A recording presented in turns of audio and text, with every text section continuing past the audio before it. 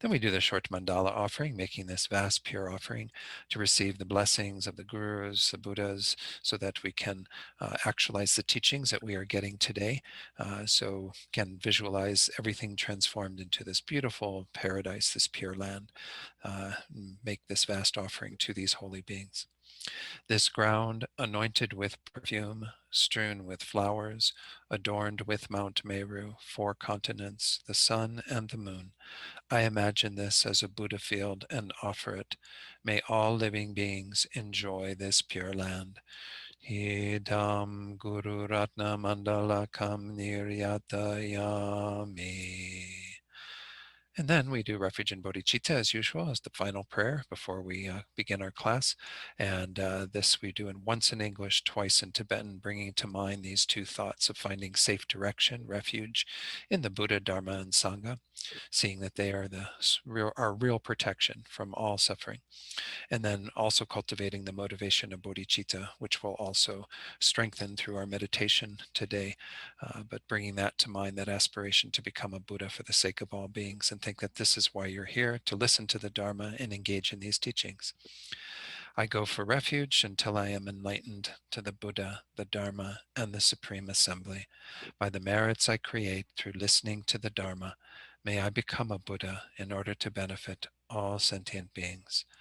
Sangye chodang soki choknam la jangchu bardu dakni kyabsu chi daki chanyen gi pe sanam gi dola penchir sangye drupar shok.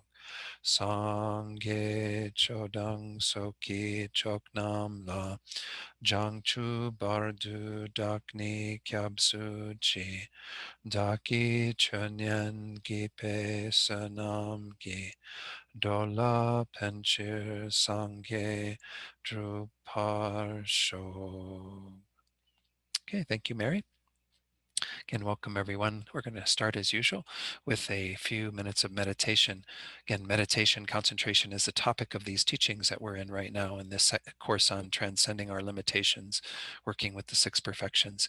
So I thought we'd do maybe a little bit longer meditation, not really long, because as I mentioned in last week's class at the end, certainly those of you who are new to meditation, it's good to only do short increments of time, not to feel like, oh, I've got to sit in meditation for an hour and then have that hour be just the mind wandering the entire time. So even in shorter periods, we will see our minds wandering on occasion, but it at least gives us a little bit shorter period to work with. So again, we'll do maybe about 5 minutes of meditation on the breath, giving ourselves a chance to work with this. And what I might encourage you to do is, as you do this meditation, part of today's topic is going to be to look at these factors that keep the mind from being settled. So we want to kind of pay attention to what goes on with our own meditation. Do we find the mind tending to go outward and get distracted to various things that are more interesting than watching the breath? Or do we tend to collapse inward when we begin to work with the breath? Sometimes we become very dull, foggy-minded. So again, these are the 2 main things that we're going to see going on, those 2 forces, and maybe you'll go back and forth between those. But just try to have an observation as well to see what is going on with your own meditation. So again, there are many ways to work with the breath. Generally, I suggest using this point at the tip of the nose as your focal point, where you feel the sensation of the air as you breathe in, as you breathe out. But you can work with the breath in whatever way is suitable to your own mind and your own practice. And then after a few minutes of this, again, I will come in to lead you in a short reflection to refresh our bodhicitta motivation. All right, so I will begin the meditation period now.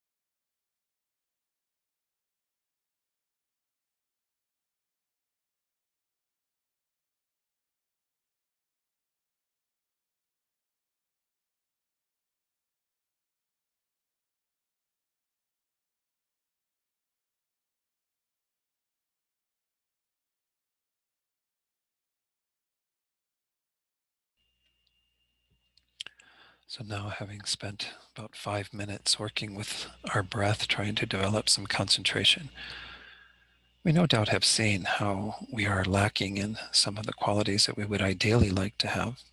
That the mind doesn't have perfect focus.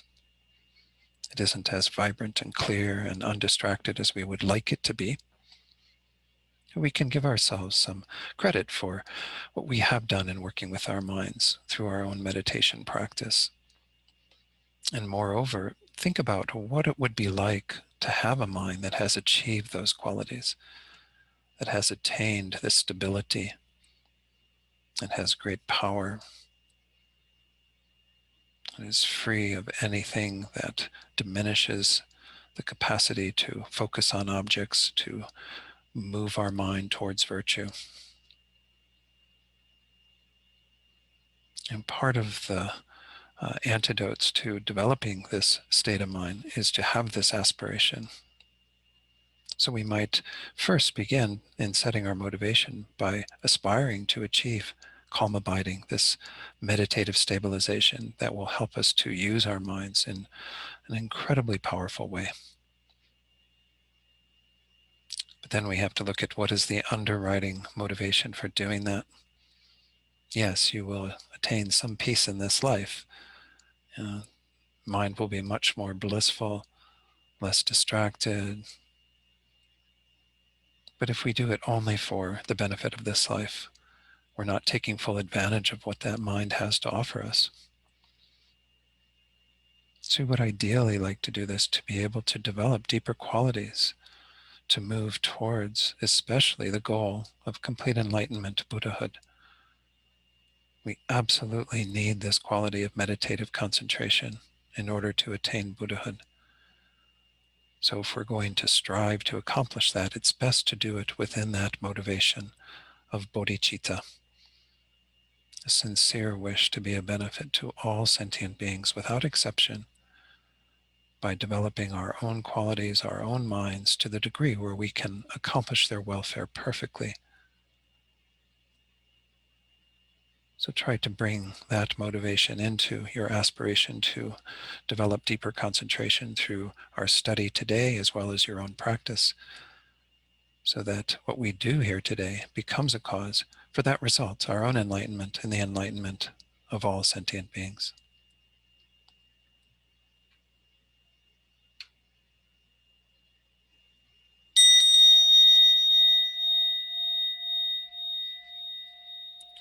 Okay, good morning again. I hope my fan on my computer doesn't become too much of a distraction.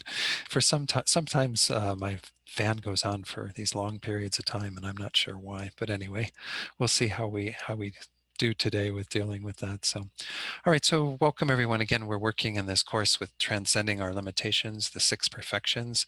So we've covered the first 4 perfections, and we are in the 5th perfection of concentration. Let me go ahead and get my slideshow up so I can get us grounded in where we are, what we're doing. Again, these 6 perfections, we started with generosity, and these are said to be the easiest first, the more difficult ones later. The mind of giving and all of the actions of giving that follow from that. Ethics or morality, where we work on developing some virtuous thoughts and behavior that follows from that. And then patience, where we have an undisturbed mind in the face of whatever harm occurs or suffering we have to endure. And then joyous effort, the last one, which of course, joyous effort leads us into the practice of concentration and wisdom. This is such a key thing that is needed, this perseverance, this enthusiasm for our practice in order to develop these more difficult skills.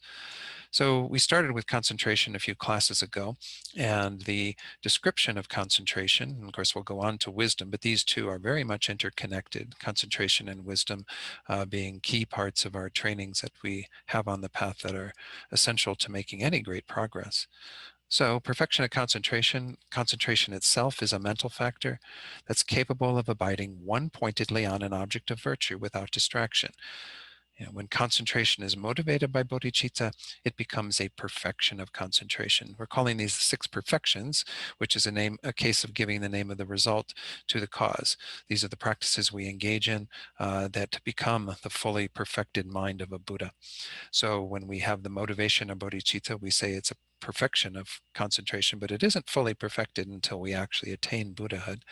Nonetheless, it does develop to great degrees. Again, we do have concentration in other ways, but here the context is really that we are trying to move our mind towards virtue, trying to stay single-pointedly on those practices that will help us to move forward on our path. These are the topics that we already talked about in this course.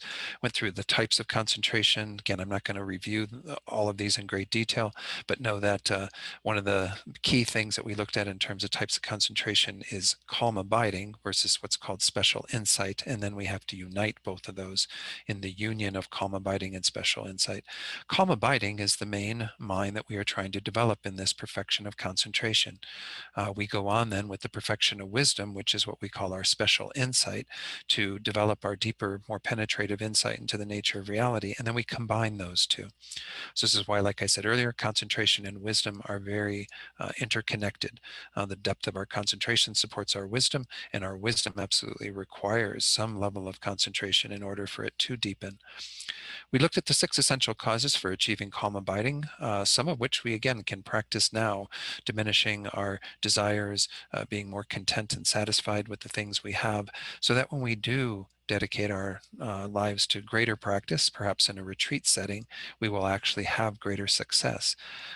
Ideally, it is best to accomplish calm abiding in retreat, though it does seem, again, that we can make some progress in our daily life in moving in that direction by having good meditation periods and trying to, again, diminish some of these other uh, condition or kind of obstacles that can get in the way and creating the conditions for deepening our concentration. So I'm not going to again go through all of that. That's also on your handout that I mentioned earlier.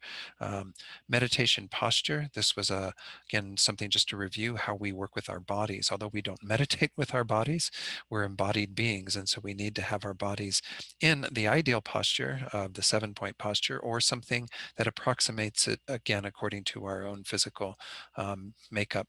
So think that again, it's not essential that you develop the exact posture that is described in that. The handout again is also available out on the website with the 7 points delineated. Know that again, it can be modified for people who have back problems or people who find it difficult to sit on their legs. They can use a bench or they can sit in a chair or whatever it works for you. Don't feel like, again, you absolutely have to be in that meditation posture to practice meditation. I looked a little bit at time and meditation. The idea here was, again, that we want to ideally try to have a set time when we practice meditation. You know, the advice comes from almost all of our teachers is that we should try to do our meditation at the beginning of the day. I know that some people find that difficult, and some people also don't have schedules that allow for that. So, you know, if you can get up a little bit earlier, that's great, and, you know, have the quiet time to be able to meditate, then that's good. But as long as you try doing your meditation period at a fairly regular time, you know, try to create that habit, that constancy, that continuity of practice. Again, Geshe Sherab always emphasizes this when he talks about meditation, to have kind of putting I use the analogy of a drop of water in the bucket every day, you know, and in that way, the bucket will eventually be filled. We will be able to develop deeper concentration if we actually spend some time doing that continually every day. The other thing about timing was, again, duration. As I mentioned when we did our short meditation today, sometimes it's easier if we do shorter periods of practice. And you can even, you know, set your app on your phone or whatever with a timer that would do like 5-minute increments with maybe like 30 seconds between them. So you would do a 5-minute more intensive period, then take a break for 30 seconds and really, you know, let go of the practice, then do another 5 minutes and so on. That's going to be much more effective for many people than doing longer periods of time. Now, you won't want to do that forever. Over time, you will want to elongate the periods. But know that if we initially sit down and we're just simply distracted the entire period or almost asleep the entire period, it's not going to do us much good. So better to work with shorter increments where we can keep that intensity of the mind, you know, focus what we're doing. Meditation, relaxation is an important part of meditation in terms of relaxing the body and the mind. This is why we do something like the 9-round breathing meditation, to let go of whatever tension or stress we might feel both in the body and the mind. But our meditation isn't for relaxation. You know, it's not to, oh, I get to relax and meditate. You know, we should feel good about wanting to meditate, but it's not to make us more relaxed. It's to make us be more focused, to be able to generate a deeper awareness of what is going on through the qualities of mindfulness and so on that we're going to be looking at later today. So it is a very active process. It should ideally feel very vibrant sitting in meditation. We want a quality of relaxation, but we want the mind nonetheless to be somewhat vibrant. So this was pretty much all I said about timing. Let me go back to the slides. There was one little quote that I added in here from Rinpoche. Rinpoche says, you might sit long hours in meditation, but if you have a distracted mind, there's no hope of gaining any realization. Your appearance as a meditator is a complete hallucination. So it's not quantity again, it's quality. So whether you're sitting, if you can sit for an hour or two or more, for in good meditation with deep concentration, that's great. But if you're just going to sit there and, have the mind be distracted, making lists in your head and rehashing things that happened from the past and fantasizing about the future, well, there's not much benefit to that. You can do that without sitting in meditation posture, and it will just, again, create a pattern, a habit that is not helpful. We have to keep in mind that everything we do with our minds creates habits, creates patterns, creates karma. So we don't want to keep creating karma that is to have a distracted mind. I'd like to go on then to the topic of objects of meditation. Sometimes they introduce this topic when they go into the actual stages of developing the mind towards calm abiding, what are called the 9 mental abidings. But I think it's good to talk about it here. In regard to objects used to develop concentration, I have a few little bullet points that I want to talk about. First is something I alluded to a little bit earlier. While there may seem to be an element of single-pointedness involved in the sense consciousnesses focusing on their objects, concentration is developed only in the mental consciousness. Therefore, concentration is cultivated by using internal objects of meditation, not external. So the idea here is that, some people might meditate thinking that they're going to watch a candle flame, or they're going to stare at an image of the Buddha that is on their wall, or a statue or whatever. Those can be useful to some degree, but they're not going to help you to develop this internal quality. What we are trying to do with developing calm abiding is to have an internal focus to the mind that, again, is not dependent upon an external object. So we need an internal object. Now, most of you have studied the mind to some degree and know a bit about the mind. The mind works in kind of 2 main ways. We have our conceptual minds, and then we have our sensory minds that know things more directly.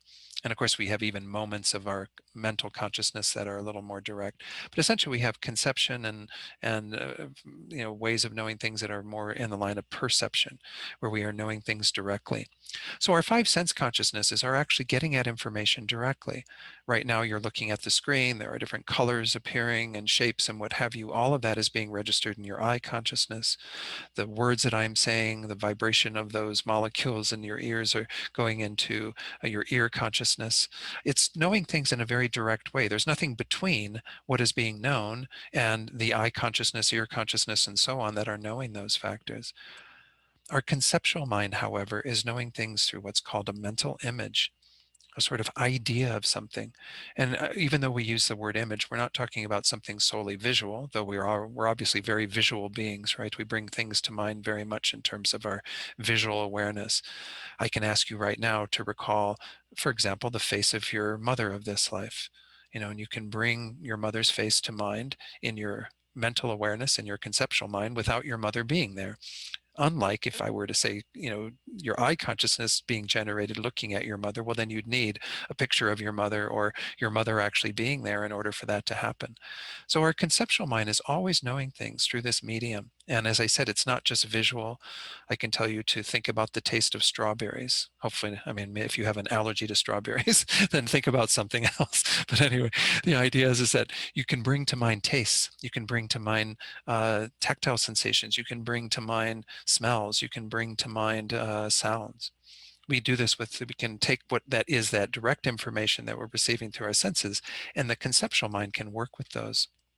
So what we are talking about generally in working with our development of concentration is to use one of these sort of mental images or signs of something.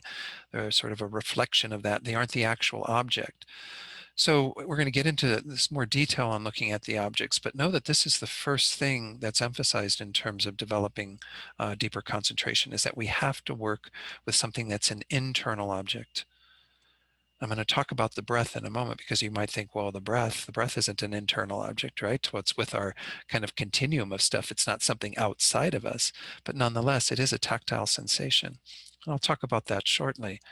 And there is something that does happen there that moves it from being a tactile sensation into our conceptual awareness. But nonetheless, it's good to kind of understand that this is the main way that we develop concentration, is not by staring at something or listening to a sound or doing something that has to do with our other senses, but rather by developing an internal object for focus. So this is the first part on this. Let me go to the next slide that shows a little bit more about objects. It says, one should initially use antidotes to one's most prevalent afflictions as the focus of meditation. This is highlighted by Lama Tsongkhapa in his Lamrim Chenmo, the great treatise. And why that is so is because if we don't subdue these afflictions, they are going to be the most prominent thing in our minds when we sit down to meditate, right? If we have a mind of great desire and all we are doing and getting caught up in throughout our day is wanting sense objects, wanting new experiences, well, then when we sit on our cushion, that's the mind that we bring onto the cushion. And it's going to be constantly thinking about all the things that we would rather have, all the things we'd like to do, all the things that, we enjoy.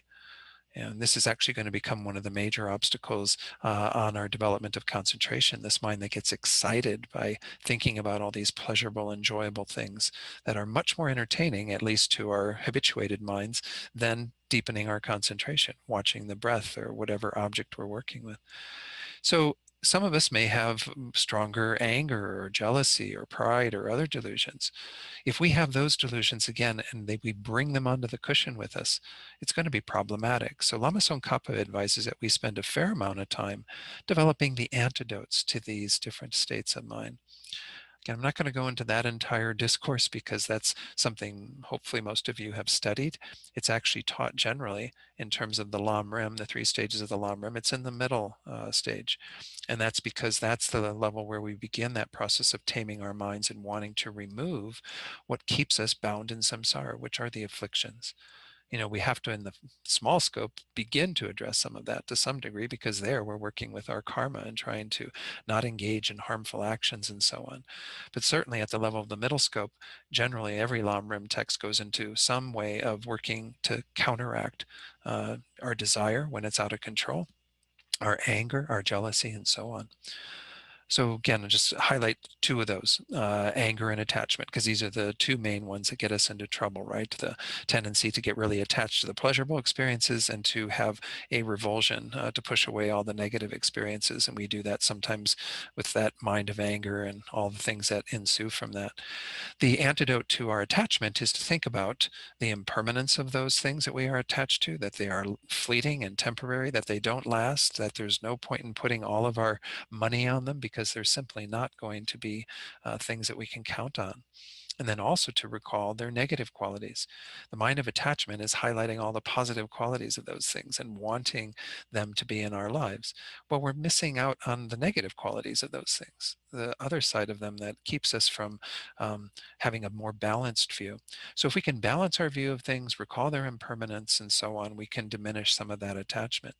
With the mind of anger or aversion, here we want to bring to mind, we can use impermanence, certainly. That is one thing, right? When we have difficult people or situations in our lives, we can recall that those things don't last, that they do pass away, that eventually we don't have that in our lives anymore. But we can also use some deeper understanding of people, if it's people who are causing us to be upset and angry, to try to see them through the lens of love and compassion by seeing that they are beings that are caught up in their own delusions and so on. We can also try to kind of to some degree, work with the reality of these experiences, that we do have suffering in our lives. We are going to have to experience pain and difficulty, and it's just part and parcel of our existence. And we don't need to have any anger at those things. They are simply, the way that life is, kind of developing a deeper sort of acceptance of those things. So again, there are many ways to work with these. I Not going to go into all of that today, but know that this is what Lama Tsongkhapa advises as kind of our first meditation object to become more kind of used within our meditation as a sort of single-pointed focus to the degree that we can, to bring to mind compassion for people who are difficult for us, the impermanence of these objects of attachment, and so on. And if we meditate on those things, then that will start to carry over into our daily life, will diminish those afflictions, and then we'll also have a calmer mind when we sit. But to develop kind of deeper concentration, sometimes different objects are mentioned. It's not to say that we couldn't do that with those objects. You can develop single-pointed concentration, it's said, on any object. My teacher in Italy, Geshe Jampa Gyatso, he said that essentially any object can be an object of focus for developing meditation. However, we might delineate those objects that we would be beneficial to use versus ones that would not be so beneficial. Certainly, we don't want to meditate single-pointedly on non-virtuous objects, right? That's a given. We even defined our concentration as being the ability to be single-pointedly focused on a virtuous object. So to some degree, we want to discount entirely anything that is non-virtuous. Don't develop single-pointed concentration on anger, for example. That would not be a healthy thing to do. We already do that maybe too much. So in terms of neutral objects, because virtuous objects we're going to talk about shortly, neutral objects do have their purpose. And of course, one of the main objects that we work with that's quite an ordinary object is the breath. We always start, at least I start all my classes with some meditation on the breath, people to engage in that. Why do we use the breath? Because the breath is an object that doesn't need to be fabricated. It is with us all the time. We're breathing in, breathing out, and we can use it because it's there. It's an object that we can stay with. Now, it does have, again, as I mentioned earlier, still an external quality to it.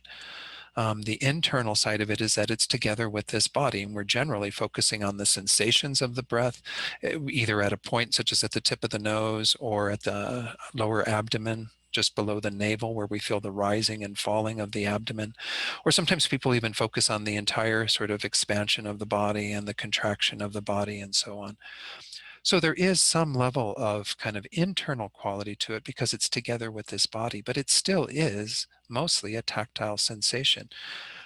So I wanted to go read a little bit from this book I mentioned before, and I've had a few quotes from this, Attention Revolution by Alan Wallace. I've mentioned before that Alan Wallace has done a lot of work around developing shamatha with Westerners in particular. And I like a lot of what he says in this book because he knows the Western mind pretty well. We have pretty discursive minds, right? Most of us have a lot going on. We have a lot of things being pulled in many different directions, a lot of scatteredness to the mind. He calls this book The Attention Revolution because he says we all have attention deficit disorder to some degree. It's just a matter of whether you are clinically diagnosed as having ADD, or whether you're just one of all of us who just simply struggle with having good attention. So the reality is that we have to work on developing this. Well, the breath, even in the classical Buddhist texts, the breath is given as the object to work with when you have a lot of discursiveness, when you have minds that are very busy.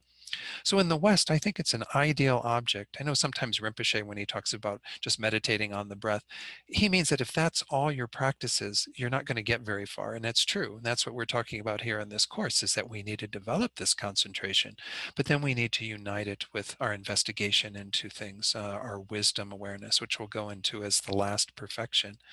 But nonetheless, meditating on the breath is a powerful way, I think, for Westerners in particular to kind of bring their mind to some focus. So what he says in regard to this, let me pull up the one passage here where he first talks about all the experiences that he's had. He says, I've known a number of Tibetan Buddhists who have tried to achieve shamatha by focusing on a deliberately generated or visualized mental image. Remember how I was saying conceptual minds do that, and to some degree we need to do that with our deepening of our meditation.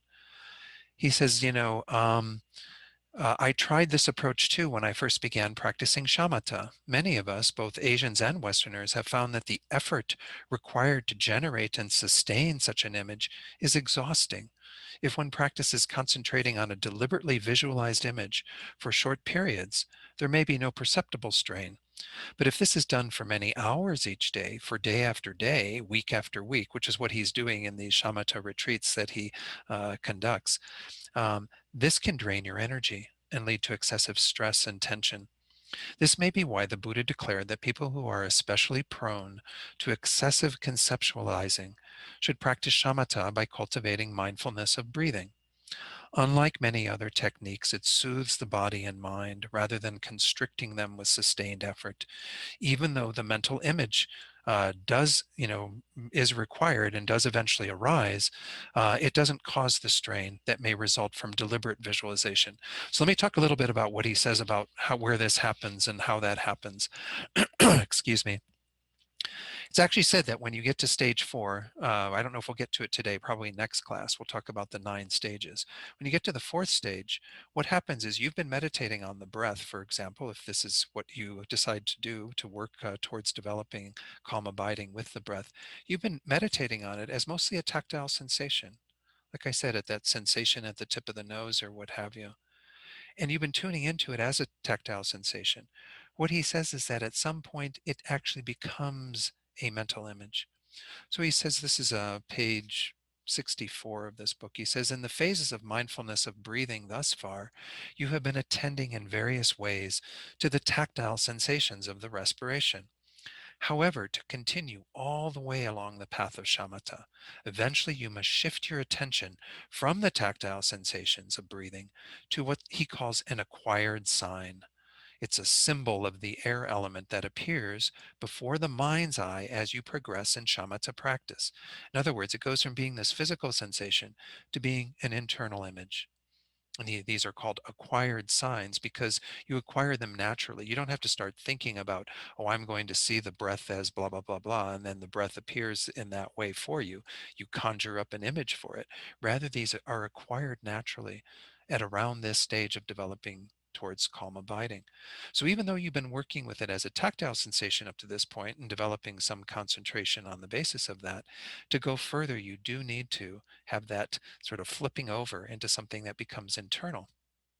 This I found really quite interesting. Again, I'd never seen this in any other text before. He says, to different people, acquired signs associated with the breath practice may appear like a star, a cluster of gems or pearls, a wreath of flowers, a puff of smoke, a cobweb, a cloud, a lotus flower, a wheel, or the moon or sun. The various appearances of the acquired sign are related to the mental dispositions of individual meditators. If you wish to continue on the path of mindfulness of breathing, which here explicitly turns into mindfulness with breathing rather than of breathing, because it's with your breathing, this acquired sign is there with your breathing. As soon as such a sign arises, shift your attention to this sign. This will be your object of attention as you proceed along the rest of the 9 stages leading to shamatha. And he says at first it will appear more sporadically, but when it disappears, then return to the sensations of the breath, but eventually it reappears and it becomes much more vivid there more steadily and strongly. And so that becomes your object going forward. So that answers the question. If you are working with the breath, that's an external object of some sort because it's working with your tactile sensation. How does it become a mental image? How does it actually become something internal? Because again, to develop your focus to this degree, it absolutely has to be something internal. And it does this naturally. So I have no qualms in advising people. I'm not your guru, but I'm just giving my advice as a practitioner and what I've studied in my own practice to work with the breath. I think it's a very important object, especially in the West. Most of us have, again, such distracted minds that it really does help to use the breath as an anchor because it's there all the time. We don't need to put a lot of energy into visualizing a Buddha or visualizing all these various things. If you are doing tantric practices, other practices with visualization, that's great. You will find that your working with the breath probably complements those very well. But when you're sitting and trying to do your focus on the breath or focus on to develop calm abiding, using the breath is a very useful object. So let me go back to my slides and share a little bit more that has to do with this idea of recommending that you work with the image of a Buddha. Because even having said that, I have to give kind of the party line, and say what the traditional texts always say.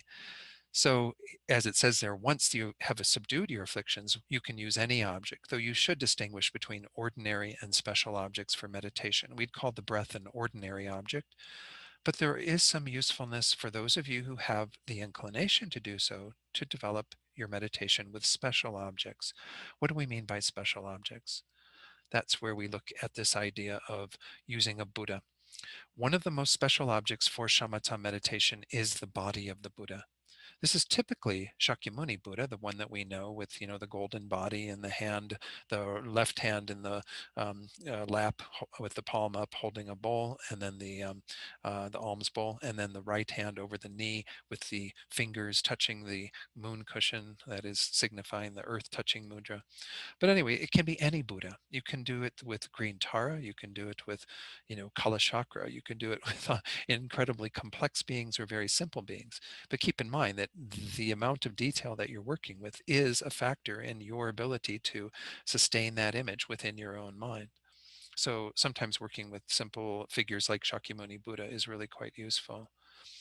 Of course, the main focus of this practice is to cultivate meditative stabilization. But because the perfect body of a Buddha is an extremely virtuous object, you create a tremendous amount of merit by focusing upon it. So this gives us one of the first reasons why it's useful, if you are so inclined to work with an image of the Buddha, is because an image of the Buddha entails great merit because you're bringing to mind a very virtuous object. Some sutras say that if you see a Buddha directly, great merit is generated, but even seeing representations of Buddhas in statues or paintings can be the cause for accumulating virtue and merit. When a perfect representation of the Buddha's body, with its major and minor marks, what are often called the 32 major signs and the 80 minor marks, when you're able to hold that clearly in your mind, it becomes a field of merit, as well as for purifying negativities. Can help us to purify our minds. It can help us to generate great positive potential. And then he goes on to say there are additional benefits that come from using the Buddha as your object when practicing shamatha meditation.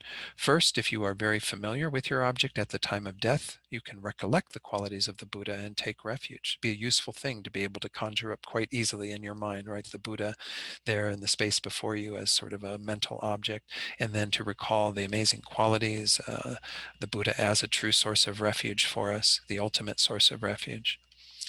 And if you practice visualizing an image of the Buddha now, doing tantric practices later will be much easier.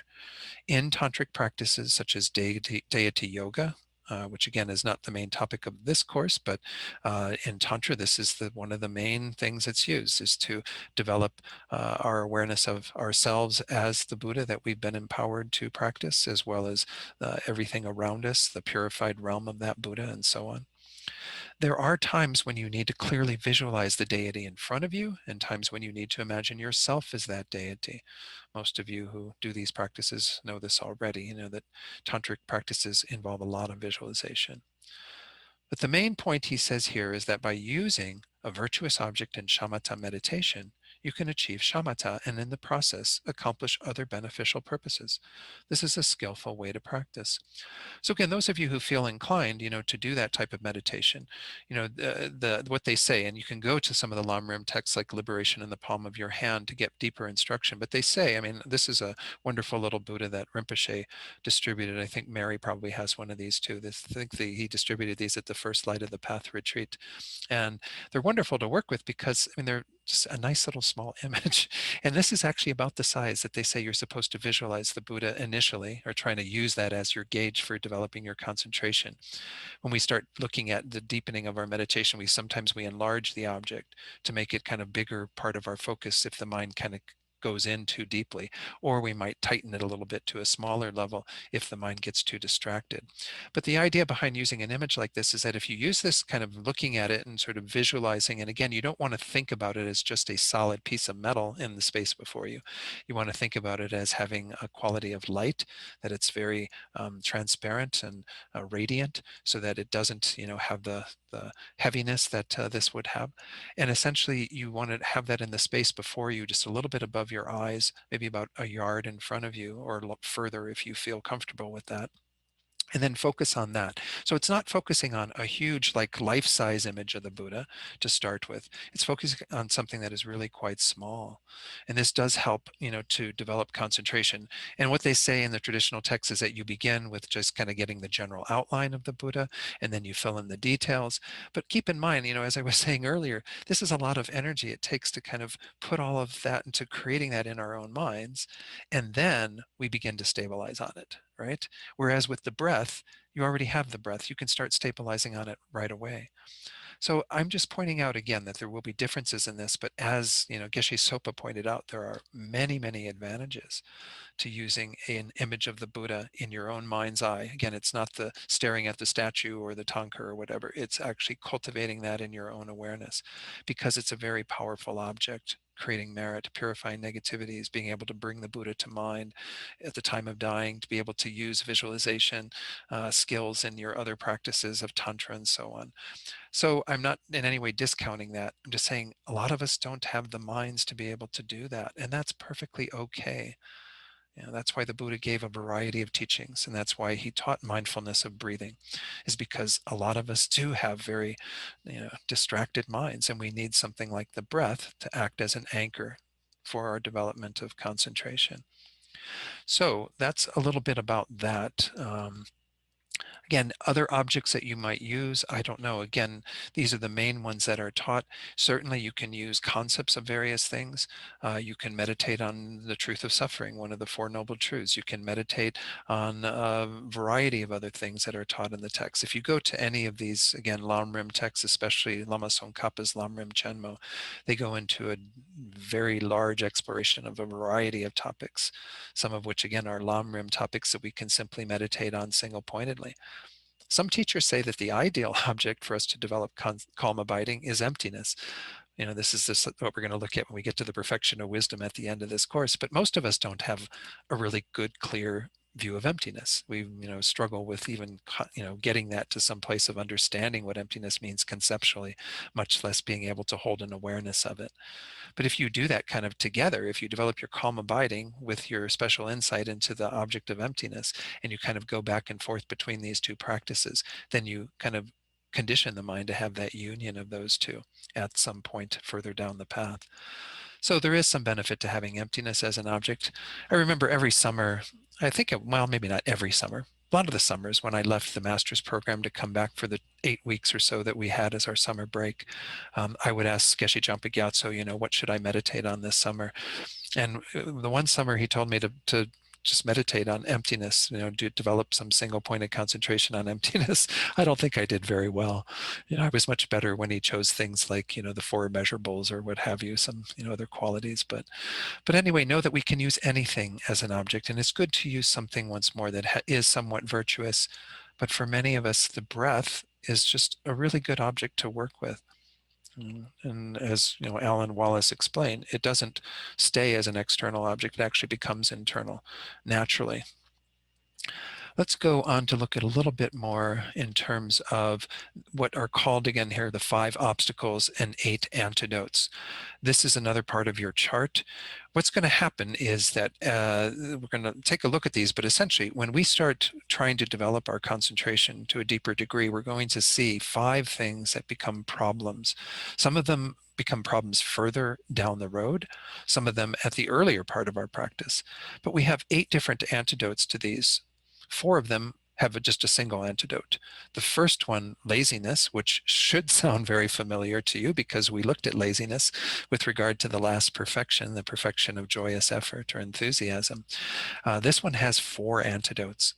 So let's take a look at some of the teachings on this. I'm just going to have a few small passages on this. Laziness, I'm not going to rehash everything about laziness, but I like what Geshe Sopa's, how he introduces this. He says, before you begin to meditate, it is very important to reduce or remove laziness.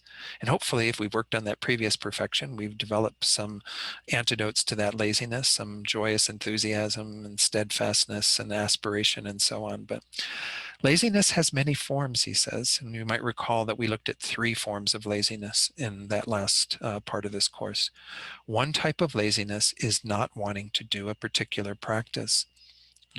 Just kind of the stubbornness of our own minds that procrastinates and puts it off and doesn't really want to do it. We just get attached to that sort of lethargy. Someone may have an interest in it, but laziness takes over and they do not make any effort in their practice. So sometimes we say this, well, I really want to develop meditation, but we're just under the control of that delusion of laziness so much that we end up not putting any effort into it. A second type is what's mentioned here. Still others are so enthralled with worldly distractions that they have no strong wish to achieve shamatha or meditative stabilization. Or we could even say there are some who have that wish to do it, but they feel like their lives are so busy that they can't make time for it, right? Remember how I called this the laziness of busyness? I think Venerable Thupten Chodron calls it that as well. It's when we fill our lives with so much stuff so that we have to get up at this time in order to do this and do that. And then we go to work, we do this, and we have all of this mapped out. And when we get home, we have to make our meal and do this. And then by the time we get to the end of the day, we're like, wow, I just didn't have time to meditate. Well, maybe tomorrow. you know so every day, if we don't block off that time and kind of we keep our sort of distracted mind that's caught up in all these mundane affairs, and some of what we get caught up in, obviously some of what we do we have to do to keep money in the bank, to keep food on our table and what have you. But the reality is a lot of the stuff that we do is just due to attachment. It's just due to our desire to have those worldly activities.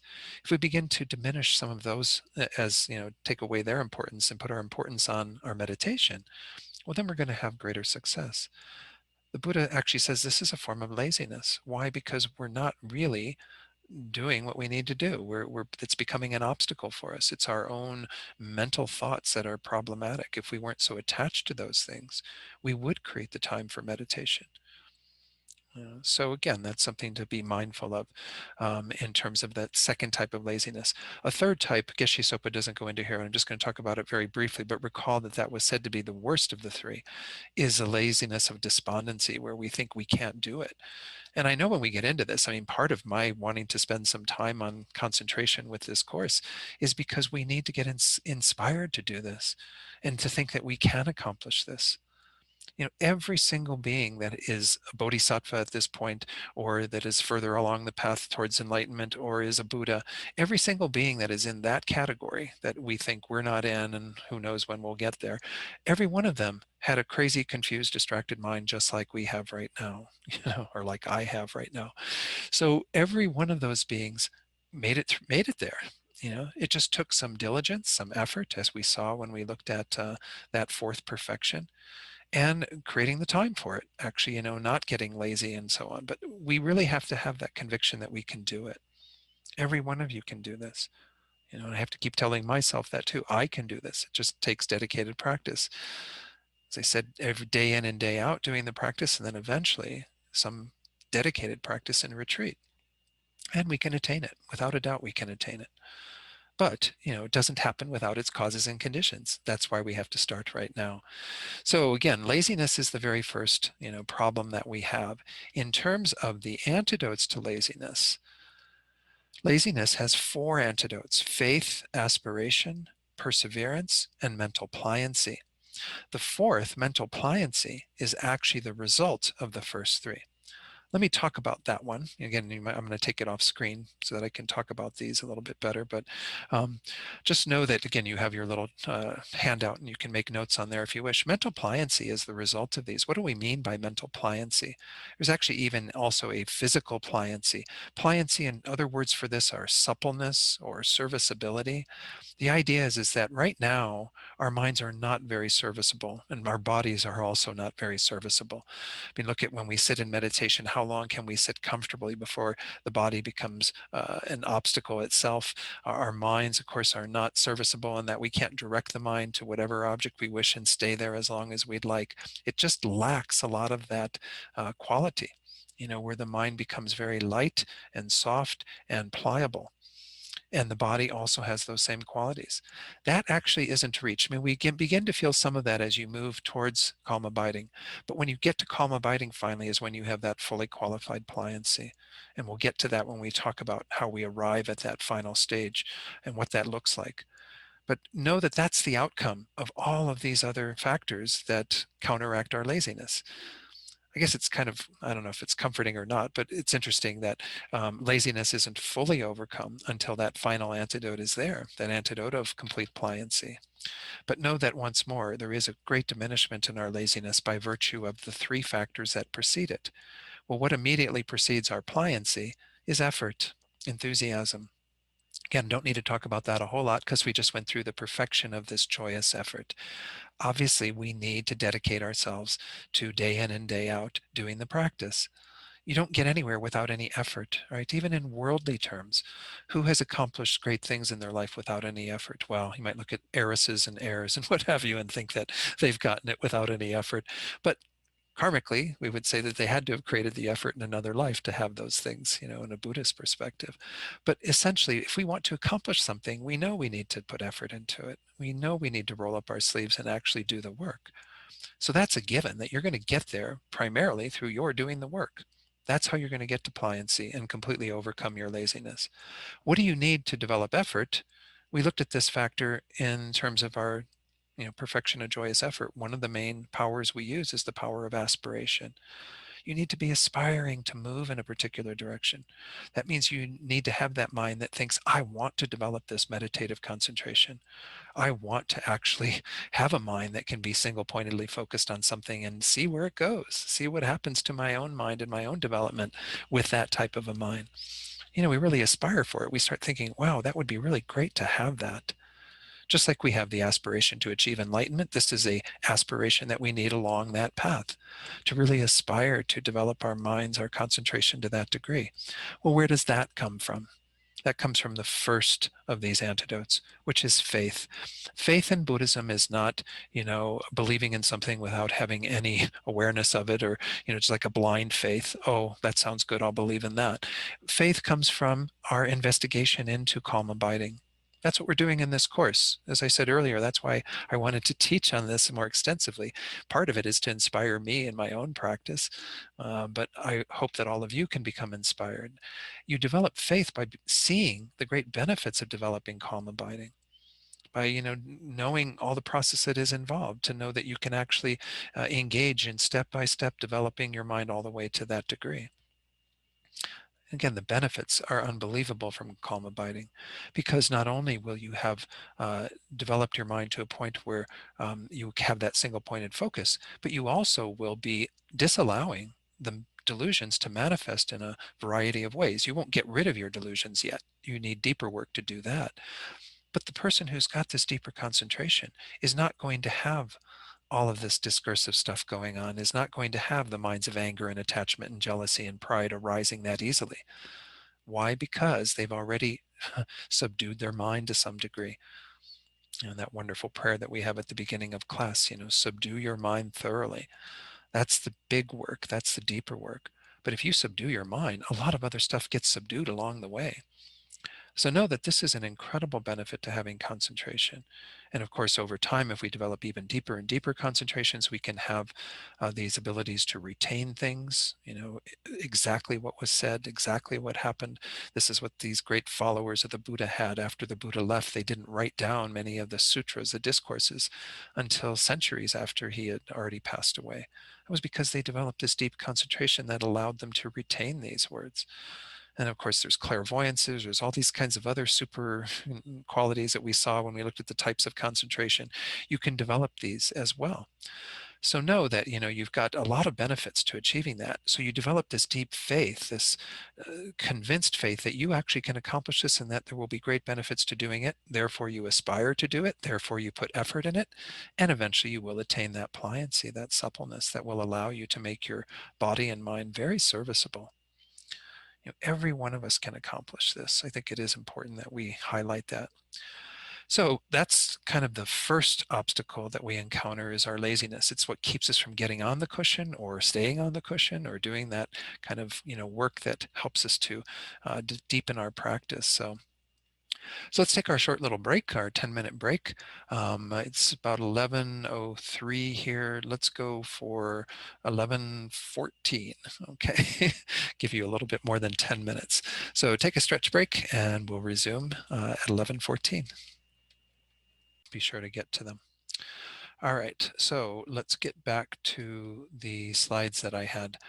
Again, this was the first of the obstacles is laziness, and we cultivate that faith through this type of study and investigation and an understanding of what's entailed with it, the benefits we will gain from having calm abiding, then an aspiration to move in that direction, the perseverance, the effort that it takes on the basis of that aspiration to develop our minds and our meditation, and then pliancy, this mental quality of serviceability that is indicative that we've overcome laziness completely. Geshe Sopa goes on to say, perfect shamatha is the ability to naturally remain on your meditation object without interruption and abide for as long as you wish with perfect clarity. This is what we're talking about here in regard to shamatha, calm abiding.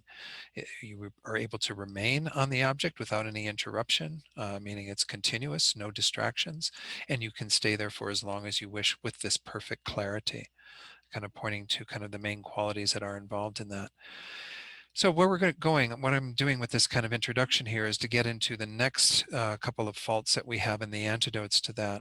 So he says there are two things needed in order to achieve this, in order to get to that place of calm abiding. Of course, we need a lot of factors, but in terms of the actual work with our minds when we're meditating. First is a method that keeps your mind from getting distracted from its object of focus, right? That was one of the key elements, is that, you want to make sure that the mind isn't away from the object, that it's actually staying with the object. So we need some method, some factor that will contribute to that. Secondly, we need an accurate way of knowing whether our own minds are distracted or lax, or becoming distracted or lax. So again, we see that this is also an important feature, is that we not only what holds us there when we are there, but something that makes sure that if we have wandered away, the mind's gotten distracted or has developed some laxity, some dullness, some fogginess, that we are actually detecting that there's actually some awareness of that. So this is pointing to these two main factors that we're going to be looking at as the antidotes to the next two faults. The first of these necessary conditions is often referred to as mindfulness, a technique that prevents your mind from forgetting the object of meditation. This is how we use mindfulness in this context. I will say that, again, mindfulness has gotten to be such a big buzzword in not just Buddhist circles, but in the world at large, right? There's a lot of emphasis on people developing skills around mindfulness that help them to do their work better and so on. There's mindfulness-based stress reduction, MBSR, which is used widely to help people who are dealing with just the day-to-day stresses, as well as even in things like PTSD and trying to reduce the effects of stress from something that traumatic. I do want to talk a little bit about this differentiation, though, of mindfulness as it can be seen sometimes in the Vipassana tradition, because some of you may have some experience there. This is again from Alan Wallace's book, The Attention Revolution, page 13. He says, the faculty of mindfulness is crucial in shamatha practice. Mindfulness in this context differs somewhat from the way contemporary meditation teachers present it. Vipassana teachers, for instance, commonly explain mindfulness as a moment-to-moment, non-judgmental awareness of whatever arises. So you have this kind of quality of mindfulness that is just non-judgmental, simply observing whatever is arising, but not getting caught up in it, and not, doing anything to, follow something or to accentuate anything. You just have that non-judgmental awareness. In the context of shamatha, however, mindfulness refers to attending continuously to a familiar object without any forgetfulness or distraction. So this is what we are talking about in terms of mindfulness here. It's the factor of our minds that keeps us from forgetting the object. You're going to see that this next fault is called forgetting the instruction. What it means is the instruction is stay with the object. You know, don't let the mind wander from the object. So if that's, our instruction that we're given is to stay with the object, it doesn't mean that, we're going to do that perfectly, but we need the ability to hold on to it as best as we can. That's what mindfulness is here. It's the non-forgetfulness with regard to that object that we are focusing on. So we're going to do a little more investigation into mindfulness, although this isn't, again, maybe necessary at some levels to go to this detail. But I do think it is important, especially those of you who haven't studied something like minds and mental factors, which I'm teaching on Tuesdays, do that sort of inventory of our minds. What is all happening within any particular moment of mind? The second of these two factors, and again, going back to what Geshe Sopa was saying, the second factor has to do with having an accurate way of knowing whether your mind is distracted or lax, or becoming distracted or lax. The second factor that we need for that is introspection. Sometimes they use the word vigilance, sometimes people use watchfulness, or even just awareness, but I don't like using awareness because awareness sounds like a pretty broad term. But it's a method to constantly and consistently assess your mental situation. It is a way of knowing whether your mind is getting distracted or dull, tending toward excitement or laxity, and so forth. So even just in the daily, when we do the meditation here weekly before class or any of the other classes I do, I'm usually telling you about both of those factors, right? I'm saying, work with the breath, make the breath your object, and stay mindful of the breath. That's your mindfulness factor. Don't forget what it is that you are observing and staying present with. And secondly, have that factor that checks in occasionally. And if it checks in and sees that you've lost the breath, I forgot to give you that instruction today, but I usually give that. If you check in and you see that you've lost the breath, that you're, somewhere else, off in la la land in your mind or wherever, well, then at that point, a correction needs to be made. But it's the introspection, this factor that checks in, it's kind of like a security guard or something that sort of wanders around the grounds, and occasionally the security guard will come by and check and see, oh, what are you doing? How's your meditation? Are you actually on the breath? And if you aren't, then you need to correct things, right? But if the security guard sees that everything's fine, then the security guard can go do their round and eventually check back in. We don't need to keep the security guard watching that one spot all the time. That would be, not so beneficial. I always compare it to like when we were kids and our parents would hover, and like, oh, what are you doing with your homework? Or what, and if you have that hovering mind that's constantly watching what you're doing, well, then it's very hard to do what you're doing. So we only need this to come through occasionally to sort of check up the quality of our meditation, but it's an important part of developing calm abiding. If we don't have that factor checking in, then we may have lost our mindfulness completely, and we're just wandering around and we're getting sleepy, or we're fantasizing, or we're doing whatever. Well, that's not going to be beneficial again. Like I said, if we have a whole meditation period that's just about distraction, it's not going to be so beneficial. So we need the mindfulness that keeps us there, that keeps us from forgetting the object and staying focused on it. And we need the introspection that checks in. And if we've lost that mindfulness, if our concentration has waned and we are no longer with the object that we're meditating on, then we need to correct it. So these two factors are going to play a key role. I've got a bit more on the slides, I think, about them. Oh, well, we're going to go into each of these individually then. I forgot how I'd structured this. Okay, so it's number 2, the fault that you have on your chart there. This is the second of the 5 faults, is forgetting the instruction. So again, by instruction, we simply mean that you're forgetting the object, because the instruction is to stay with the object. That's how we develop concentration. The antidote to forgetting the instruction is mindfulness. It is the factor that keeps you aware of that doesn't allow you to forget, that stays present with the object that you're focusing on.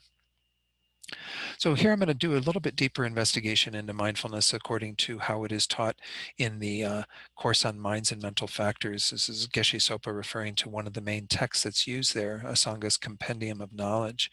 He gives a definition of mindfulness in this way. What is mindfulness? In regard to a familiar object, that's one feature of it.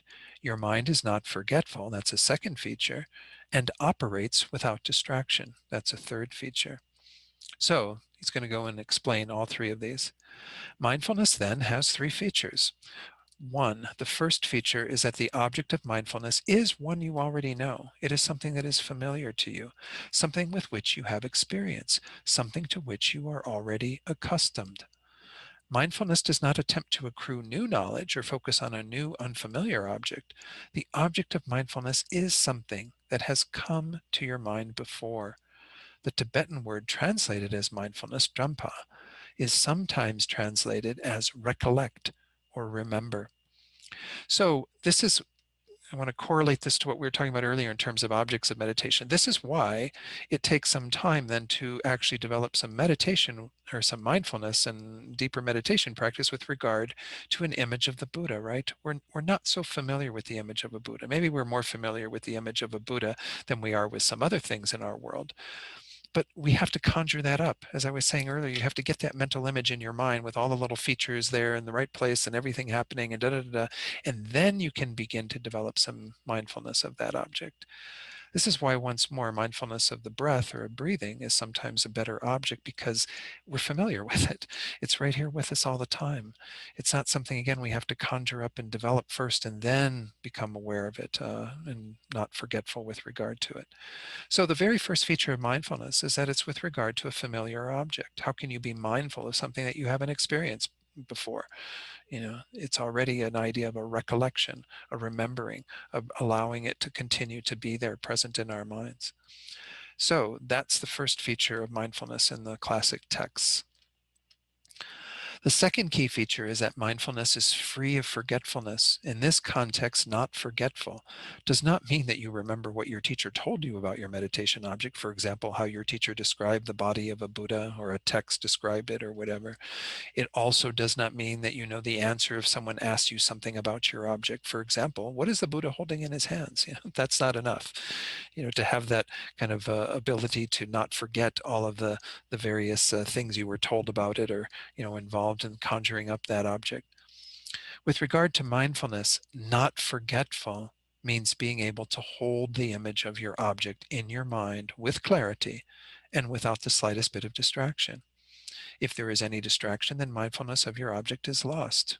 So again, this isn't meant to cause us to beat ourselves up because we don't have that perfect mindfulness yet. But I would say with most of us, we have mindfulness for some period of time and then wanders away or something, and then we notice it and bring it back, and we reestablish the mindfulness, and then it wanders away, and then we bring it back. We're going to see when we get into the 9 stages that that's a good portion of that first level of moving towards calm abiding. It's called, placing the mind. The mind always keeps going away, and then we have to place it back on the object, and then it goes away, and then we have to place it back on the object, and so on. This is because we don't have the strength of that mindfulness.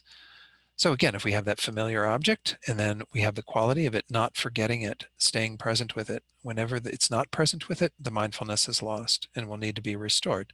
And of course, what notices that is introspection. We're going to see that coming up next in terms of the third fault. But let's look at the third, or we got a little bit more on this, and we're going to go to the third feature of mindfulness. Mindfulness involves the power to hold on to an object. It means that once your attention is fixed on the object of meditation, you hold it there without any new examination. It holds its object firmly. Your awareness and clarity are continuous. So again, mindfulness is obviously really, really important because of this quality, of this non-forgetfulness, the ability to stay present with the object that we are focusing on. The third feature of mindfulness is its function. Its purpose is to keep the mind focused on its object. So it does have that function, that purpose. The familiar object, it has the quality of not forgetting, and the function it serves is to keep your awareness there, to keep your attention from straying, to hold the object and, allow that to happen. In this sense, it says it is both the maintenance of concentration and the elimination of distraction. It allows your concentration, your factor of single-pointed concentration, to be there, and it eliminates any distraction, because by not forgetting the object, you are disallowing anything else from arising. That's its function. Again, maybe it doesn't seem necessary to pinpoint all 3 elements in regard to mindfulness, but it does give us a deeper appreciation for this factor in the context of calm abiding, shamatha, developing the mind in this direction. In short, he says, the function of mindfulness is to control your mind. It ties your mind to your chosen object for as long as you wish. It is naturally free of the 2 hindrances of excitement and laxity. You're going to be hearing more about these guys, shortly. Excitement and laxity are said to be the main hindrances, and I'll explain them in a bit. This is important. Mindfulness is not to be discounted in any way. It is one of the key factors that will get you along the path, to developing calm abiding. And then I like how he points out, some of this advice about it, because sometimes we just say, oh, you need to be more mindful. You need to develop your mindfulness. Well, how do you practice mindfulness when you concentrate on something? First, you focus your mind on your chosen object. Then one aspect of your mind recognizes that it is focused on its desired object. So again, we don't, have just, oh, I'm just placing it there. We even have some awareness that the mindfulness is there. It sounds kind of strange. We're not making the mind like schizophrenic or anything, but we're having an ability to have some recognition that the focus is there. And I think we know this. We know to some degree when this is happening, when we are maintaining our mindfulness of the breath or whatever it is that we're meditating on. So he says, then from that point on, once you know that you are mindful of the object, you have that recognition, there's no more analyzing, examining, or thinking about the object. Your mind just maintains the strength of its attention without distraction. Again, this is the quality that we need. And this also, I think, in my mind, points out the difficulty of developing concentration, right? Because we have to keep that mindfulness there and develop that continuity in order for this all to happen.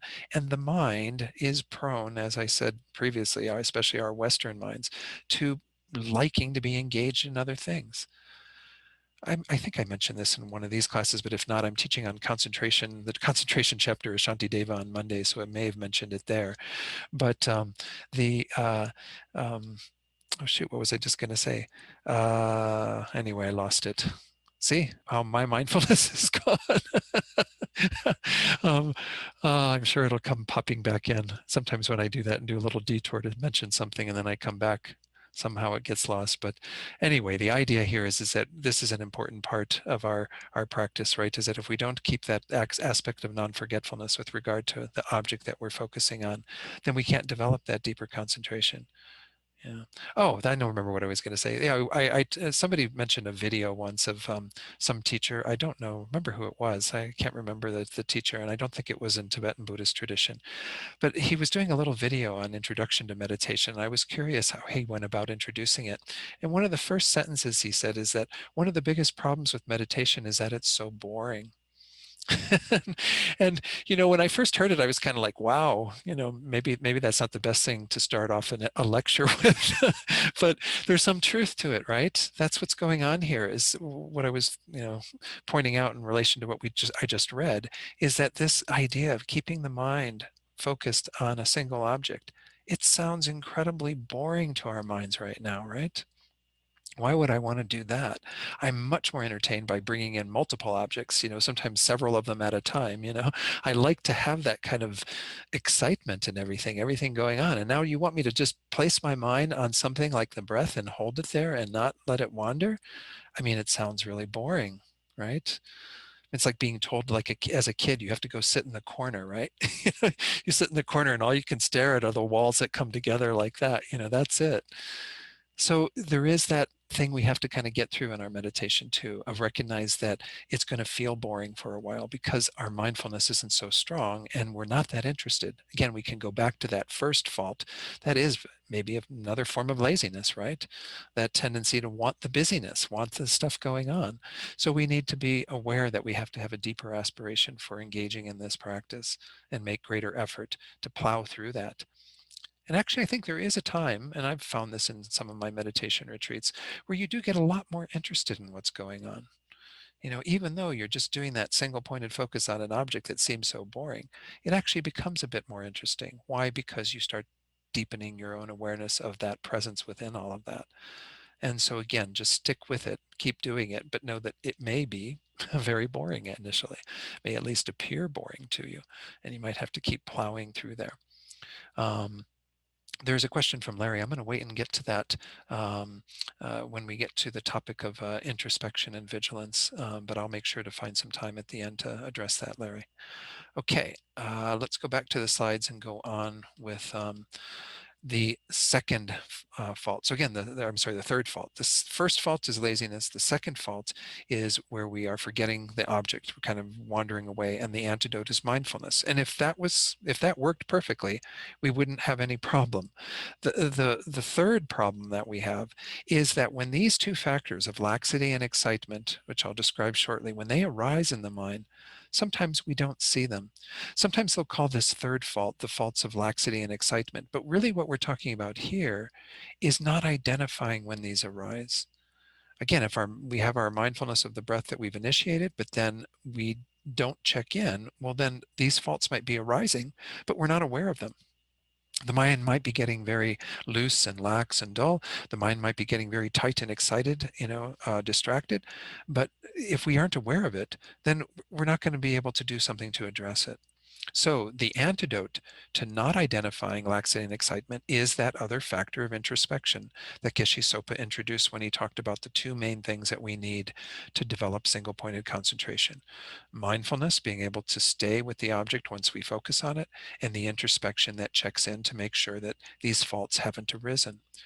So to get into this, I need to first tell you a little bit about these two factors of laxity and excitement. Let me begin by talking about how we did that little observation. Hopefully you did that, and maybe even did that over the last week. I think I may have given it as a meditation instruction previously, to see what is more common for you. When you sit down to meditate, is there a tendency for the mind to go out, if you will? It's not like the mind's actually going out to the kitchen or something and getting something to eat, but if there's a tendency of the mind kind of having this outward distraction, thinking about, oh, that was really fun when I was over here and doing this thing, and oh, it would be really nice to be eating ice cream right now or whatever. I mean, we have this tendency for the mind to be distracted outward in a sense.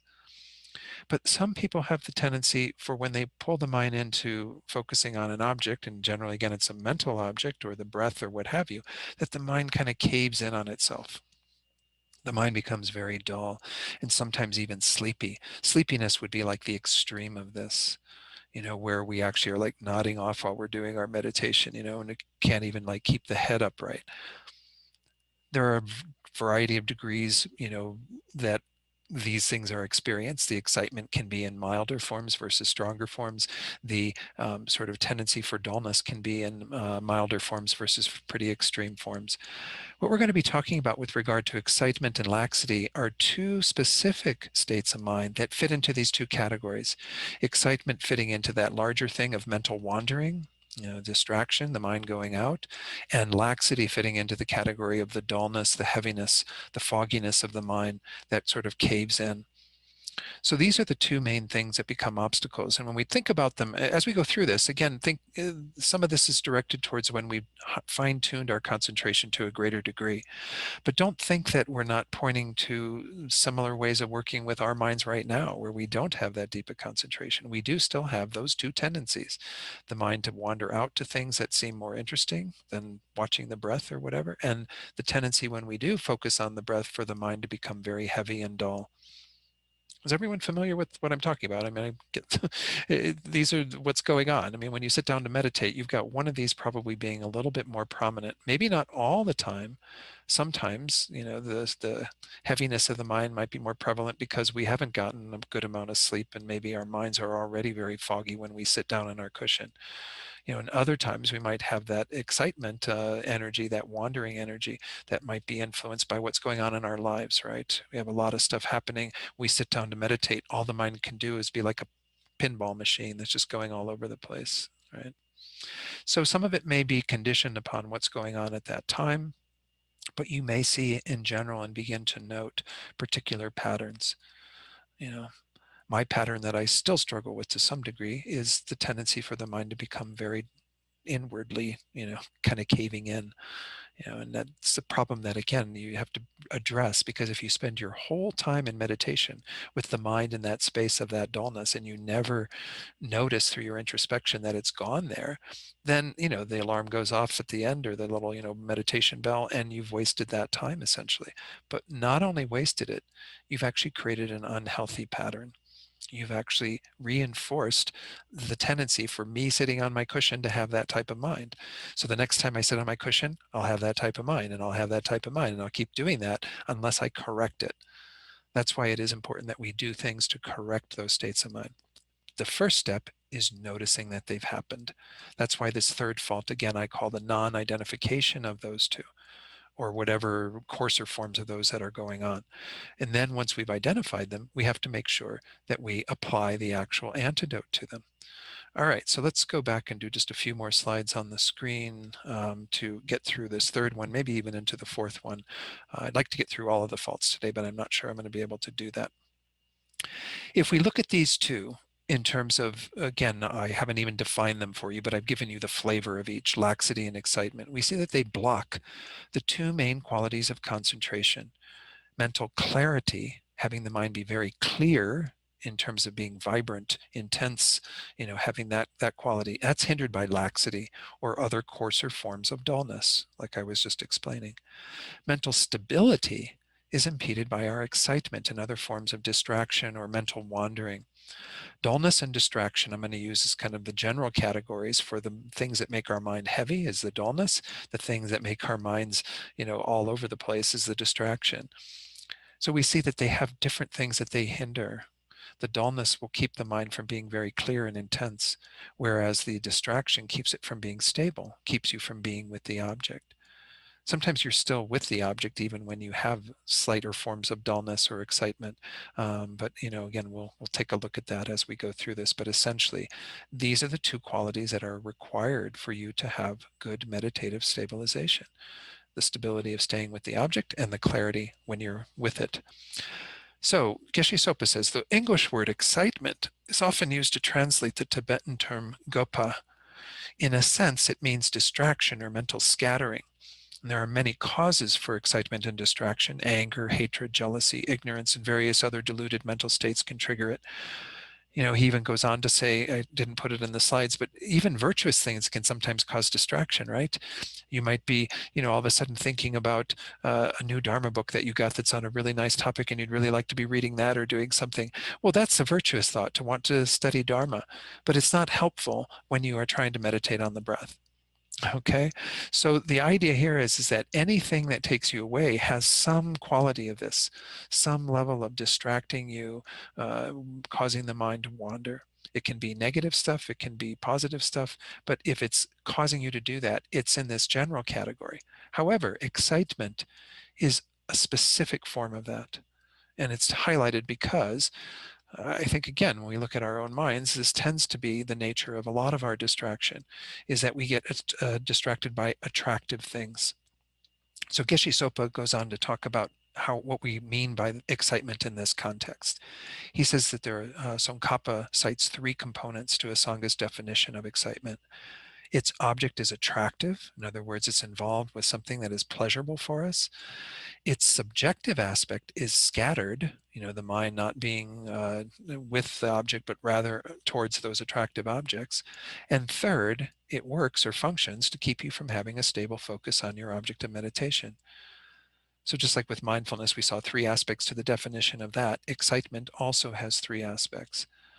The first component of the definition concerns the object. The object of an excited mind is something that is attractive to you. And as I said earlier, in the space of the boredom of watching the breath or watching a single object, there's a lot of things that appear attractive to us. Whether or not the thing is actually attractive doesn't matter. There's no such thing as objective attractiveness. It is a subjective attribution. It is, we are seeing that as attractive in that moment. Again, he points out that there's no such thing as objective attractiveness. It's emptiness. Things don't have attractiveness from their own side. We make them attractive. And that's already maybe one way of allowing ourselves to not get so attracted to those objects, because we see that they don't have those qualities inherently. That's a deeper investigation, to undermine some of this attachment energy. But the first thing, again, is that we are attracted to, or we are drawn towards objects that we find attractive. Secondly, it also has a subjective dimension to it. Your mind is unsettled and willfully strays from the object upon which you had planned to focus, your breath or whatever. Excitement can be traced to a desire to pursue things that are enjoyable. You know, uh, can't help but reiterate again, because when you're focusing on the breath, it's not so exciting. It looks so much more exciting to go to those other enjoyable objects, to think about pleasant experiences you've had in the past, or delightful things that you'd like to do in the future, or that you could even be doing in the present, what have you.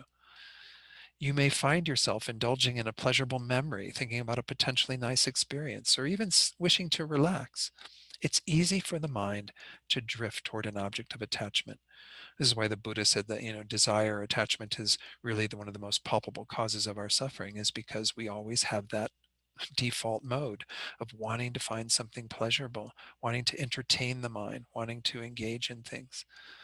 So this is the subjective feature of this mind of excitement. When your mind does this, it is distracted from the internal object of meditation and is looking outward. This is why Asanga makes the point that all excitement derives from one form or another of attachment. Derives, definitely from some form of attachment. The third component is the function of excitement. And it sounds weird to say it has a function. We just mean, what does it do? What is its action?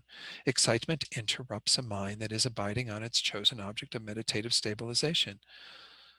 And it is a non-virtuous factor in this context because it is the excitement we have towards objects of pleasure towards which we have attachment. It will cause that desire or attachment to arise as we pursue those objects. So its function is to take you away from the object you're trying to focus on. And it does, again, have lots of detrimental effects to it. Now, I'm going to further delineate because when we get into this next week, when we look at these stages, it is important to understand what we mean by gross excitement versus subtle excitement. Gross excitement is where your mind completely loses its object of concentration. This one is very easy to see, right? By the way, I'm starting with excitement rather than laxity because excitement in general does become more obvious to us as soon as we start our meditation, whereas laxity is not as obvious.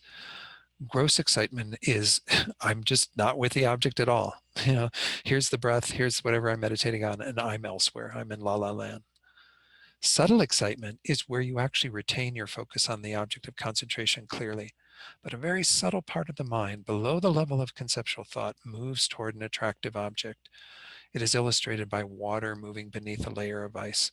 Sometimes we have this right even in our, even in our uh, concentration right now where we haven't gone very far. We do see how subtle excitement can appear. You kind of feel, oh, I'm with the object, I'm with the object. And then suddenly, there's these little thoughts that are coming through, but they're kind of below the surface. They're not really taking us off the object. We're still kind of with the breath or whatever it is we're meditating on. But we have a little bit of discursiveness that's under the surface. So again, these are two forms of excitement that we can see. Now, as I said, with laxity, laxity becomes a little bit subtler because we're not talking about the grosser forms of dullness. As I mentioned earlier, there's a whole range of stuff all the way down to like sleepiness, where the mind is just driven into sleep when tends to, the eyes closing and the head bobbing and what have you. But we can have heavier states that are above that are still some level of consciousness. We're not into sleep yet.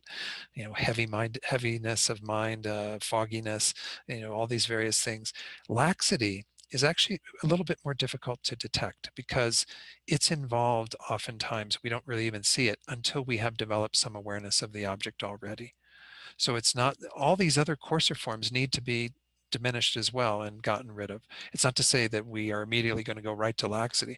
In fact, we have to get rid of those coarser forms in order to get to a place where we're focused on the object. But it's at that time that we will notice coarser laxity as well as subtle laxity. So let's take a look at those, and then that may be about all we have time for today. Whoops, how did I do that? That's not what I wanted to do. I clicked on the wrong screen. Sorry, this one. There we go.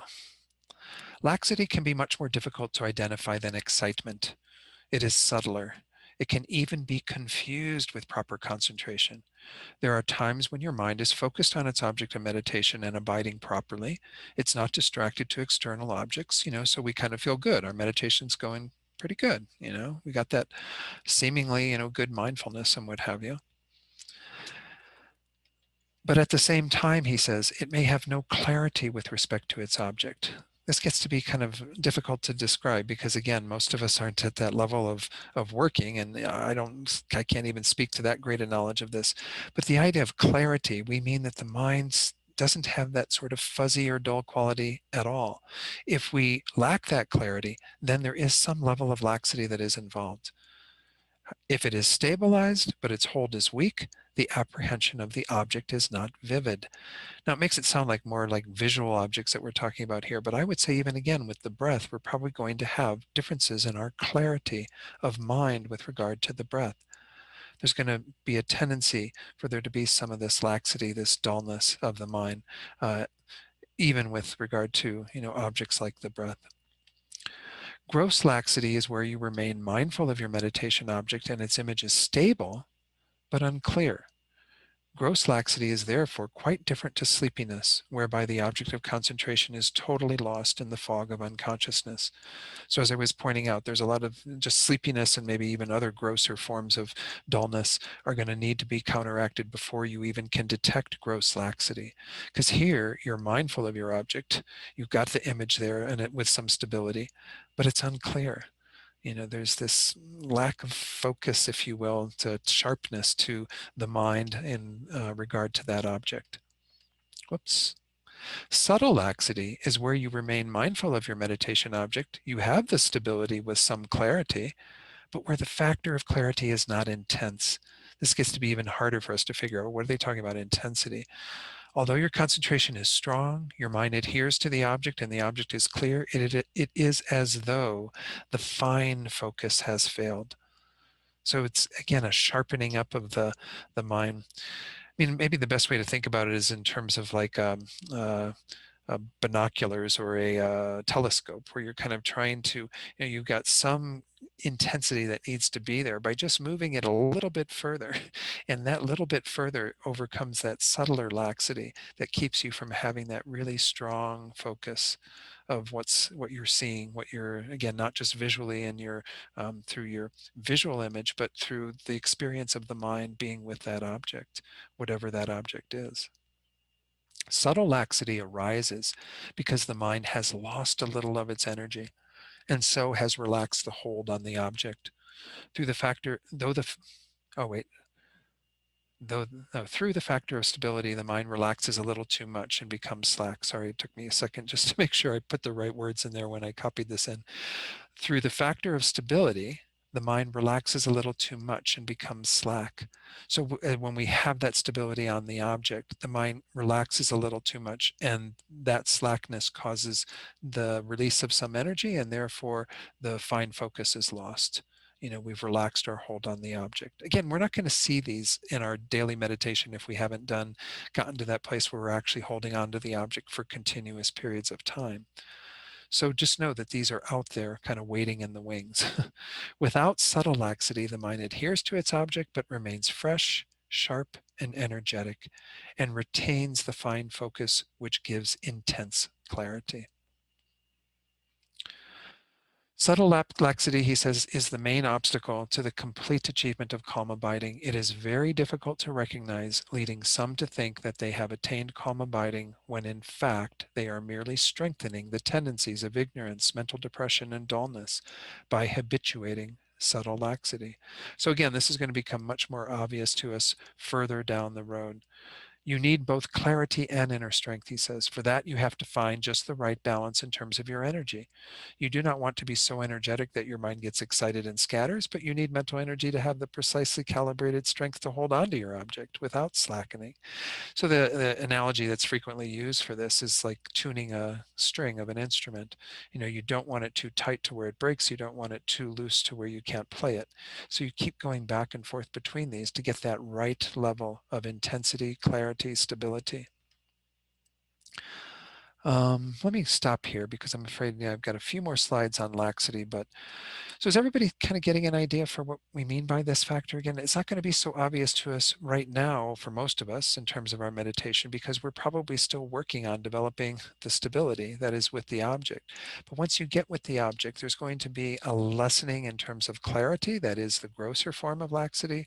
And then you're going to be, once you have the clarity there, there's going to be a lessening of the intensity of that. I know these are just words. They seem like just words in talking about them, but they are referring to that fine tuning process that gets us to that place where there's a very vivid and energetic mind that is paying attention to what we're observing. This is a key part of it. I mentioned earlier today that meditation isn't about just relaxing, just hanging out and, oh, this feels really good, just to shut off all my thoughts and stuff and be there. You actually, it's a very intense process. It's something that does require this energy and effort. So let me look at Larry's question, and then I'll see if there are other questions. What we didn't get to today is how do you work with introspection to detect these? So I've kind of introduced these two, laxity and excitement, and again, they have the coarser forms of them that are the mental wandering that's excitement is a part of, and then they have the heaviness, the dullness that laxity is a part of. But I haven't talked about how to identify them. That's the third step, using introspection to identify those. Then we go on to the fourth one, which is not applying the antidote. So that's if you do detect that they're there, but you don't do anything to counteract them. That's where we're going to actually look at the antidotes to those. How do we fine tune our mind to create greater clarity and stability? How do we lessen that tendency of the mind to wander away from the object? So Larry asks, is there an antidote to being over vigilant during meditation? Sometimes I think I'm reminding myself more of the instructions than concentrating. I haven't heard a specific instruction. I would say once more that it's a matter of if we recognize that this is becoming problematic, just like if you use the example I used earlier of a parent that's hovering over their child, while their child's trying to do their work or whatever. Well, you tell the parent to go away for a while, leave me alone. To some degree, we have to recognize that the introspection, if it is there too much, if we're always observing what's going on in our meditation so that there's not much force behind the actual meditation on the object itself, we need to simply diminish that. How do we do that? It's our mind. We're the ones in charge, if you will. I mean, I don't want to make the kind of reify the self in too much, but this, in too many ways, like think that there's somebody here who's like overseeing all of this. I'm not trying to fabricate this kind of misconception, but nonetheless, this is all within our sphere of experience, right? When we talk about the mind meditating on an object, we have picked apart these various factors: the concentration that is single pointedly on that, the mindfulness that's keeping you from forgetting the object, the introspection that's checking in. These are all parts of our mind, if you will. And who's in charge of all this? To some degree, we say, well, I am. I'm the one who has to decide what I'm going to allow into my meditation period and what I'm not going to allow. And if we do see that that introspection is checking in too frequently, well, then give it a vacation, let it just kind of hang out a bit, and then bring that awareness back up, after a longer duration of time, and see what the quality of our meditation has been. So I don't know that I've heard anything that's real specific to it in terms of, diminishing that tendency we have to have our introspection present. Rather, I think it becomes a simple choice we have to make. We have to decide at some point that this is becoming more of an obstacle. My tendency to kind of keep observing my meditation is keeping me from even having a meditation. So I don't know. Has anyone else heard anything from any other teachers or that they've found in their own experience in dealing with that? You're welcome to share. No one? Yeah, I know it can become problematic because we don't want to, I think we also, one of the things that I do, that I think is influenced by our Western upbringing is that we kind of want to do things right? We want to do things perfectly. We want to make sure our meditation is really good. So we think we really need that to be present a lot, checking in quite frequently because we want to do it right. Well, maybe that's another mind that we need to address and just be okay with kind of being with whatever it is. I know one of the most common pieces of advice that's given by meditation instructors is to not get too invested in whether we had a good meditation, bad meditation, whatever. Those subjective kind of determinations of what is good or bad are problematic in and of themselves. So I don't want to, again, make it seem like, what Larry's talking about is something negative and shouldn't happen. And if you do that, you're a bad meditator or whatever. The idea is that we're just trying to work with our minds, trying to be more skillful in identifying what's happening. What are the things that would be useful for me to have? What are the things that are not useful for me to have? And then making our own determination about how to give more attention to those things that we find beneficial and useful, and diminishing our awareness or placement of the mind on those things that are not so useful. And introspection can be problematic, but know that it is an important feature of it. I don't want to discount its importance in the least by, talking about Larry's dilemma here with uh, over introspection. All right, there's no other questions or comments? I don't know if that helped, Larry. Sorry. I can't, sometimes with these things, again, there's nothing that's really written about it as much as, again, the instruction always comes back to we're in charge. We need to make some determination about how to work with things or not work with things. All right, let's go ahead and do our prayers then. We're right about at noon. So what I would encourage you to do before we do the prayers, let me just give a little advice for your practice for the next week. If you can continue to try to do some stabilizing meditation as part of your daily practice, begin to notice especially these two factors that we talked about, the tendency for there to be the wandering out, the outward energy, and then the caving in. And for right now, just holding an awareness of those, but try different things to see what works. Most of you have had some meditation instruction before. A lot of what I'm going to share next week in terms of the antidotes to these things isn't that new. It's just a matter of, once more, we have to sometimes bring the mind down when we have any sort of excitement or wandering, and then we have to bring the mind up if it's caving in and we're having that dullness.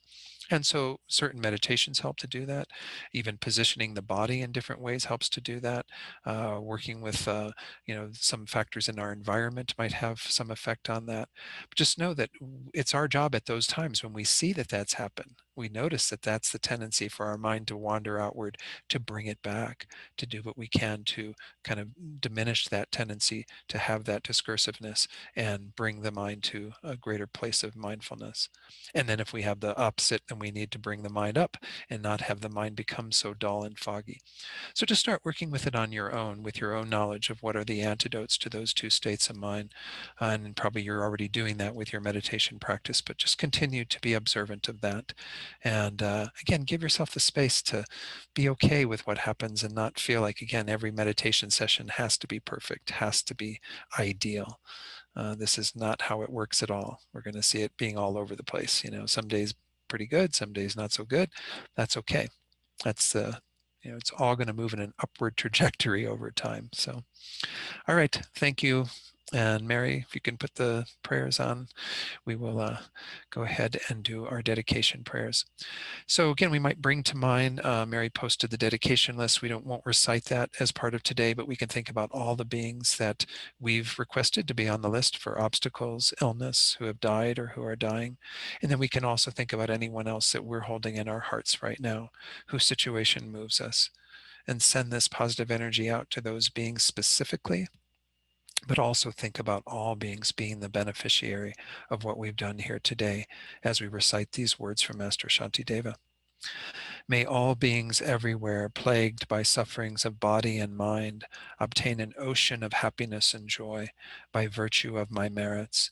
May no living creature suffer, commit evil, or ever fall ill. May no one be afraid or belittled with a mind weighed down by depression. May the blind see forms and the deaf hear sounds. May those whose bodies are worn with toil be restored on finding repose. May the naked find clothing, the hungry find food. May the thirsty find water and delicious drinks. May the poor find wealth, those weak with sorrow find joy. May the forlorn find hope, constant happiness, and prosperity. May there be timely rains and bountiful harvests. May all medicines be effective and wholesome prayers bear fruit. May all who are sick and ill quickly be freed from their ailments. Whatever diseases there are in the world, may they never occur again. May the frightened cease to be afraid and those bound be freed. May the powerless find power, and may people think of benefiting each other. And this wonderful verse that encapsulates this bodhisattva motivation of doing whatever it takes for the welfare of all beings. For as long as space remains, for as long as sentient beings remain, until then may I too remain to dispel the miseries of the world. And then thinking about our teachers who embody that quality of dedication to the welfare of all, we bring them to mind and make strong prayers for their good health and long lives. So extend this out beyond just these three teachers to include all spiritual guides so that we and others will always have perfect guides in our lives. The wish-granting, wish-fulfilling jewel, source of every single benefit and happiness in this world, to the incomparably kind Tenzin Gyatso, I beseech, may all your holy wishes be spontaneously fulfilled.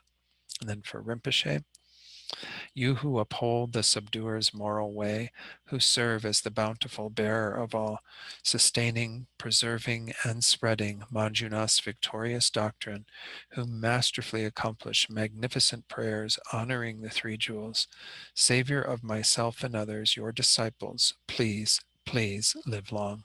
And then lastly, for Rinpoche, Lama Yeshe's reincarnation, Tenzin Osalhita, Venerable One, to you whose kindness exceeds that of all the conquerors for those wanderers in far-off places, especially the West, mindful of your loving concern for us in intentionally descending again into a family of a far distant land, we make this request.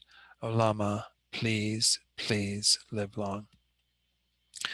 All right. Thank you, Mary. Thank you all for being here today. I enjoyed the time with all of you. We'll continue with concentration. I think I probably have a couple more classes on this. My hope is next week to finish off these faults and the antidotes, and then to go through the 9 mental abidings and give you an appreciation for that. Again, this is maybe further out for some of us from where we're at right now, but it's good to have, again, that aspiration to want to achieve these states. So I think it's important to talk about them. And then we'll go on to the perfection of wisdom. So, all right. Thank you all, everyone. Have a good week. Stay safe and healthy. Thank Bye. you. Very welcome.